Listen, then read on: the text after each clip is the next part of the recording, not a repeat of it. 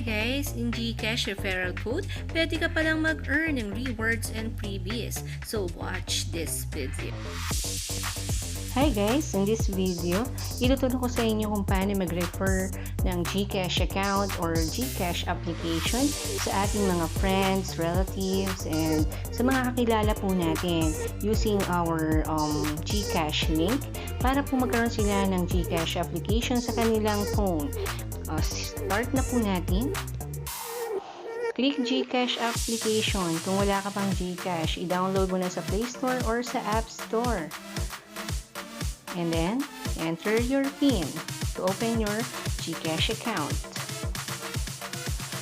So, wait po natin. Dito makikita po natin ang ating GCash wallet. Remind me later lamang po.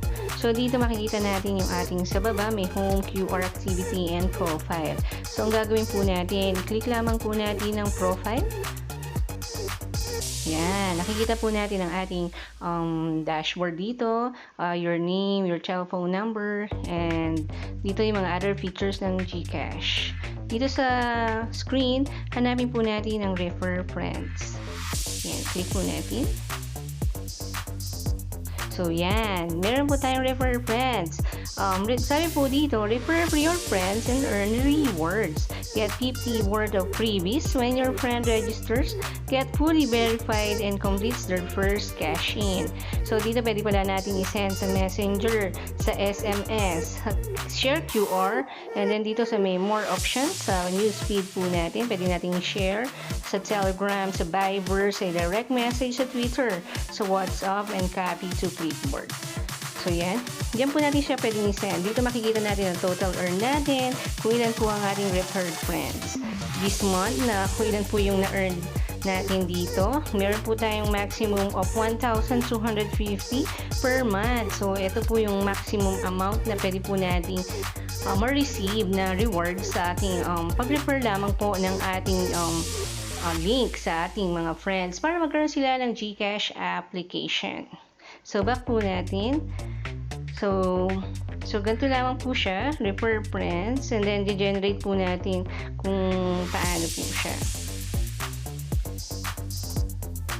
So, yan, nakikita niyo po sa screen. Pwede na po natin siyang i-share.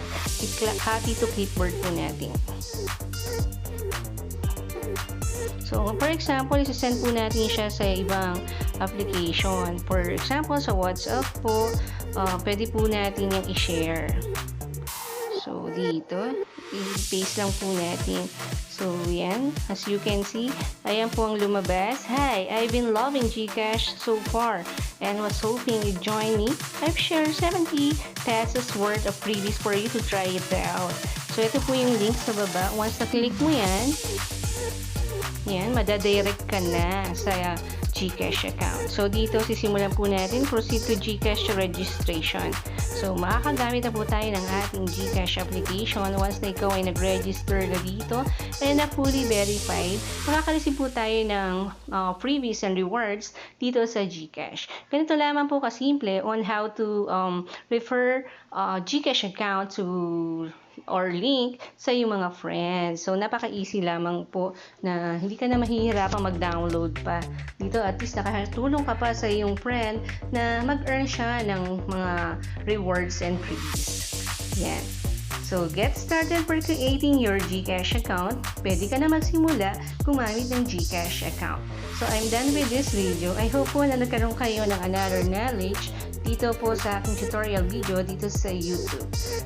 Don't forget to like and subscribe my channel and click the notification bell para lagi po kayo updated dito sa aking tutorial video dito sa YouTube. Thank you for watching and have a good day. Bye!